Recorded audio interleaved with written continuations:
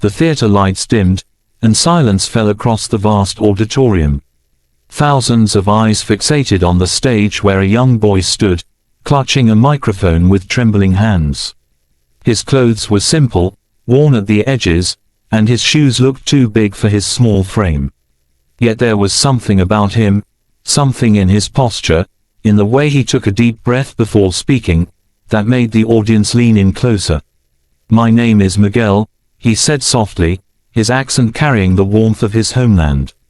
"I'm from the Philippines. I'm 12 years old." His voice cracked slightly as he continued. "I live with my grandmother. We don't have much, but she always tells me, if I sing, maybe the world will hear me." There was a pause. The judges exchanged glances, some curious, others skeptical. A young boy from halfway across the world, stepping onto one of the biggest stages of his life, could he really capture the room? The music began. It was the opening guitar riff of Hotel California. The audience stirred. A classic song, beloved across generations. But as Miguel started to sing, everything changed. His voice was raw, yet hauntingly beautiful. He didn't just sing the words, he poured his soul into them. Every note carried with it the echo of his struggles, nights spent in a small, tin-roofed house, days of hunger, and moments when hope felt so far away. Yet his tone was not of despair, it was of longing, resilience, and a surprising depth that no one expected from a boy so young. The crowd fell silent, stunned. Some closed their eyes, letting his voice wash over them. Others watched in awe, realizing that this was no ordinary performance. The boy wasn't just singing a song, he was telling his story. As he reached the chorus, Miguel's voice soared, stronger and more powerful than before. His eyes glistened, but he didn't cry. Instead, he smiled faintly, as though he was singing not just for himself but for his grandmother, for the streets of his village, for every child who had ever been told they weren't enough. A woman in the front row wiped away tears. One of the judges leaned forward, shaking his head in disbelief. And then, as the final note lingered in the air, the entire auditorium erupted. Thunderous applause, cheers, people rising to their feet, clapping until their hands stung. Miguel stood there, overwhelmed, tears now spilling freely down his cheeks. He tried to bow, but before he could, one of the judges, famous for being the toughest, the hardest to impress, slammed her hand on the golden buzzer. The room exploded with golden confetti raining down, shimmering in the lights like falling stars. Miguel covered his mouth, gasping. His knees buckled, and he almost collapsed from the weight of the moment. His grandmother, watching from the wings, clutched her chest, crying uncontrollably. The judge stood up. "Miguel," she said, her voice breaking, "you are the reason this show exists. You reminded us what music is supposed to do, it's supposed to move us, to touch our souls. And you did that." Miguel, through tears, whispered into the microphone, "Thank you. Thank you so much. I just wanted to make my grandmother proud." But what the world didn't know, what wasn't shown on camera, was the story behind the boy who had just changed thousands of lives in a single performance. Miguel grew up in a small fishing village in the Philippines. His parents had left years ago to find work abroad, sending money when they could, but communication was rare. His grandmother, a kind old woman with weathered hands and a heart full of love, raised him. They lived in a modest hut, where nights were often filled with the sound of rain leaking through the roof. Life was hard. Some days, they didn't have enough to eat. Miguel would often go to bed hungry, his stomach aching, but his grandmother would hum him lullabies to help him sleep. Music was their refuge. She used to sing in the local church choir, and though her voice had grown frail with age, she passed her love of music to Miguel. He would sing anywhere, by the river, in the marketplace, or while helping his grandmother cook.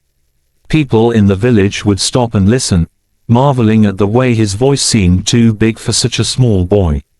But to Miguel, singing wasn't about being noticed. It was about hope. Every time he sang, he felt lighter, as though he was escaping the weight of poverty and loneliness.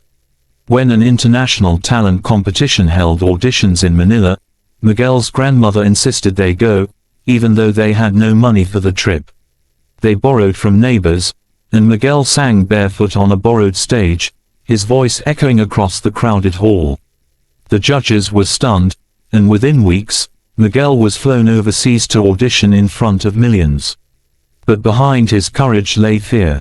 Fear of failing. Fear of not being good enough. Fear that the world would laugh at a poor boy trying to sing a song that wasn't his. Yet on that stage, something inside him shifted. The song wasn't about fitting in, it was about telling his truth. And when the golden buzzer fell, that truth had finally been heard. Performance went viral overnight. Videos of Miguel singing spread across social media, reaching people in every corner of the globe. Americans, Europeans, Asians, people from all backgrounds commented the same thing: this boy sings from the soul. But the most touching part wasn't just the fame. Donations poured in, not from corporations, but from ordinary people, teachers, taxi drivers, single mothers, each giving what little they could. For Miguel and his grandmother, they wrote, "For a boy who reminded us to believe." When Miguel returned to his village, he was greeted like a hero. Children ran after him, shouting his name. Neighbors hugged him, some with tears in their eyes. And his grandmother, frail and shaking, whispered in his ear, "You did it, my boy. You carried our voices to the world." But perhaps the greatest moment came weeks later, when Miguel was invited back to the big stage for the finals. Once again, he walked onto the stage, this time with new clothes and shoes donated by kind strangers. Yet he still looked humble, still the same boy who once sang under a tin roof. Before he began, he looked at the audience and said, "I sing not just for myself. I sing for every child who has ever felt invisible. If you're listening, don't give up.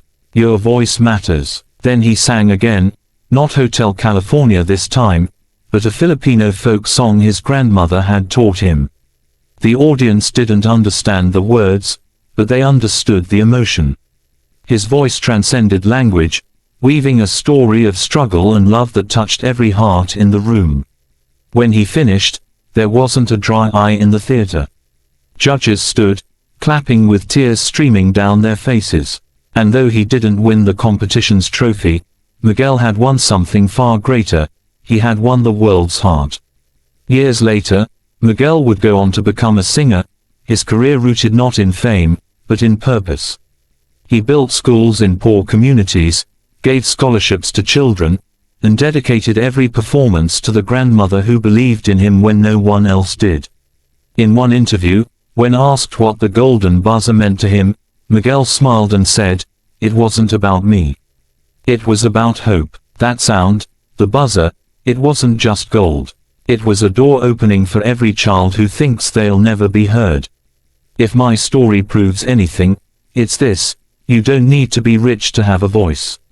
You just need courage. Answer: the memory of that night, the poor Filipino boy, the haunting notes of Hotel California, the golden confetti falling like blessings, remains etched in millions of hearts. It is a reminder that sometimes, the smallest voices can carry the loudest echoes, and that kindness from strangers can change not just a life, but an entire world. Because in the end, Miguel's story was never just about a boy singing.